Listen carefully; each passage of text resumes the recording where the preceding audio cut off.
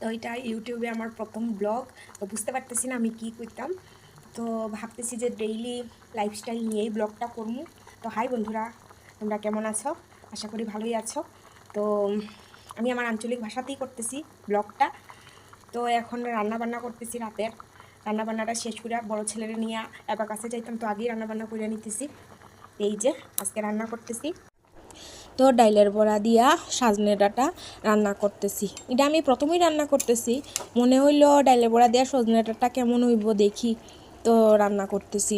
রাত্রের রান্নাটা তাড়াতাড়ি সাইরা নিলাম। এখন ছেলেরে নিয়ে এবার কাছে রোয়ানা দিলাম, তো অনেক দেরি হইয়া যাইতেছিল। তো আমি ব্লগটা শুরু করছি মনে অনেক আশা নিয়ে, জানি না কেমন হইব বা কতটুকু ব্লগটা ভালো করতে পারবো। আমার ফার্স্ট ব্লগ এটা, তো অনেকেই নেগেটিভ কথাবার্তা কইছে, তবু আমি নিজের মনরে পজিটিভ বুঝাইয়া ব্লগটা শুরু করছি। যদি কোনো ভুল ত্রুটি হয় তো আপনারা ক্ষমা কইরা দিয়েন।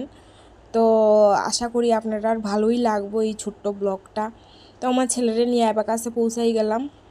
তো হেরে এখানে পৌঁছাইয়া দিয়া আমি আমার পিসিমণিরে দেখতে, আমার ছোটো পিসি অসুস্থ, তাই দেখার লেগা বাইরে গেছি। তারা বাড়িতেই বইয়া অপেক্ষা করমু ওই হের কখন ক্লাস ছুটি হয়, ছুটি হইলে বাড়ি নিয়ে যাইমু। এই যে আমার ছোটো পিসির বাড়ি, খুব সুন্দর বাড়ি বানাইছে তারা। তো আমার ছোটো পিসি খুবই অসুস্থ, ওনার ক্যান্সার হয়েছে।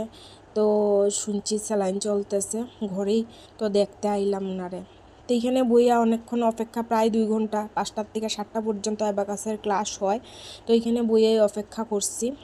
আমার বড় ছেলের লেগা ছোটো ছেলেরে আমার কাকিমুনির কাছে রাইখা গেছি, তো তাই কোনো টেনশন নাই। এই যে ছেলেরে নিয়ে রওনা দিলাম বাড়ির দিকে। আশা করি ব্লগটা আশা করি ভালোই লাগছে। তো আমার চ্যানেলটারে সাবস্ক্রাইব কইরা আমার পাশে থাইকেন, তো আমি মনে অনেক সাহস পাইমু। তো আমারে সাপোর্ট করেন আপনারা সবাই। এই নিয়েই ব্লগটা আজকে শেষ করলাম। টাটা বন্ধুরা।